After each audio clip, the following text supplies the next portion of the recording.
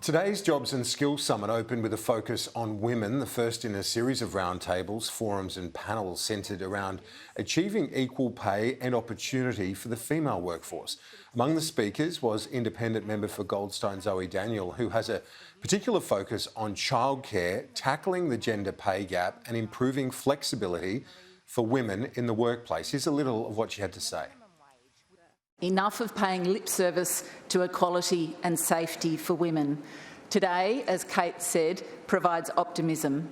Women want to work, we simply must enable them. And Zoe Daniel joins me live in the studio now. Zoe, thanks for your time. You speak about this principle of roster justice. Can you explain to our viewers what you mean by that? Well, I think a lot of your viewers probably already know that there isn't a lot of roster justice, if I could call it that, especially for people who are predominantly working in feminised industries like retail and aged care.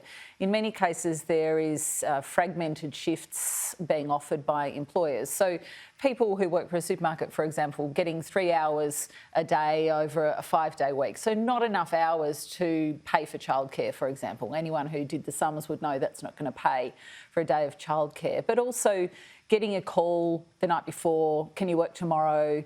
If they're told you have to work or they say I can't work, then they might not get a shift for a couple of weeks. So providing some certainty to those workers, especially in the context of this childcare debate that we're having, where really it should be no woman left behind. It shouldn't just be 9 to 5 middle-class women who get the advantage of that if the system changes. It should be all of those women being able to access it. And I guess one of those obstacles is getting a spot in childcare without certainty of hours or employment certainty. Exactly. I mean, a lot of families would book their childcare in at the start of the term, if you like, or, you know, at the start of the quarter. And then if your shifts are changing during the week, you're potentially paying for care when you don't have a shift, and then you can't take a shift because you can't get care. So I understand that particularly big retail, want to have that flexibility of being able to call people in tomorrow. But what I'm suggesting is that unions, employers and government get together to provide that roster justice for people so that they have some certainty to be able to plan their lives a little bit better. There's been the call today and previously, but I know you've been among those today who've been saying, and in your address to the summit, that the childcare changes should be brought forward. Today, the Treasurer said that the constraints on the budget might not allow that. In fact, he said in his words, we've taken a good look at that, but we can't do everything we want to. Yeah, and look, what do you say to that? Well, we're under budget pressure, but we also know that there is a broad economic benefit from empowering women to work by providing cheaper, more flexible and available childcare. I mean, the numbers range from anything from $25 billion by 2038 to hundreds of billions of dollars out to 2050 if you can empower women to work as much as they want to work. So there is a net economic benefit. There is an upfront cost, but my view is that those women should be empowered to work. And also we have a workforce shortage. We have some of the most highly educated women in the world who want to work. We know those numbers. We know there are women who want more shifts, just if they can get their care responsibilities sorted out. It is a bizarre paradox, isn't it? So the OECD numbers suggest that we've got some of the most educated female workforce, but it's one of the lowest numbers of participation. Yeah. It's a weird Well, and it anomaly. doesn't make a lot of sense, does it, that we're paying out good money to educate women and they get to a certain point in their career, but then because of what I've described with the way shifts are designed and the cost of care, that really working any more than 3 days a week, as any family would know, is sort of negated by the cost of the care. And of course, if you have more than one child, that ratchets up even more. So, I think in the context of the workforce shortages that we've got, there is an opportunity to have a look at the cost-benefit analysis of spending that money to enable those women. You also argued you'd like to see a strengthening in workers' capacity to request a more flexibility. Explain your thinking on that. Is there not enough scope on that already?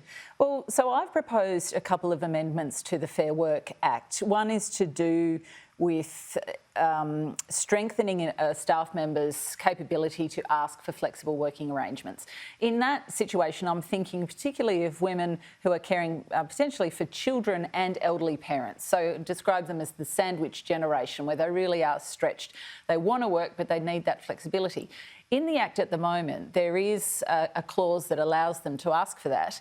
If it's refused, there's no appeal mechanism. So there's no comeback to explain further why it might be needed. The government, I believe, accepted that today as something to look at and consider with consultation. And the second thing that I suggested was that unpaid parental leave provisions in the Act should be made more flexible so that they can be shared with a partner. So it shouldn't have to be just the mother who can take that leave, it could be the other parent. What's your view on the call? I know the opposition's been talking it up and the government's saying that they've been thinking about it for a while as well, is to allow mature age workers more hours of work before they start to lose their pension. Are you getting much feedback on that? I am. I say yes, absolutely. I get a lot of feedback from within my electorate of Goldstein that there are people who would like to work. They fear working because the ceiling of what they can earn is so narrow that they don't want to jeopardise their pension. And I think there's capacity in that workforce, and there's also experience and corporate knowledge and mentoring and all sorts of things that those people can offer to add value, particularly again at a time where every business in my electorate needs staff. And, you know, I spoke to one restaurant owner the other day who said, you know, he knows a retired chef who he's offered shifts to, and he'd love the chef to come in and also mentor some of the other staff, but the chef wants to work but can't take the shifts because of that issue. Now, just finally, you have been here now a number of months. I think it's coming up to 4 months or thereabouts. Are you satisfied with the way the government's engaging with independents like yourself? I think not just at the summit today, but through the talks around the climate target and so on. Do you feel like you're getting to have some input? Yeah, there is genuine engagement happening, and there is genuine sitting around a table with a bill in front of you with a red pen, sort of going through the language, strengthening things, altering things, having conversations about what should be in, what should be out. That is happening. It happened with the climate change bill. It's been happening with the Corruption Commission legislation. Job Summit was today. So far, so good. Let's hope it continues. Indeed. Zoe Daniel, appreciate your time. Thank you. Thanks.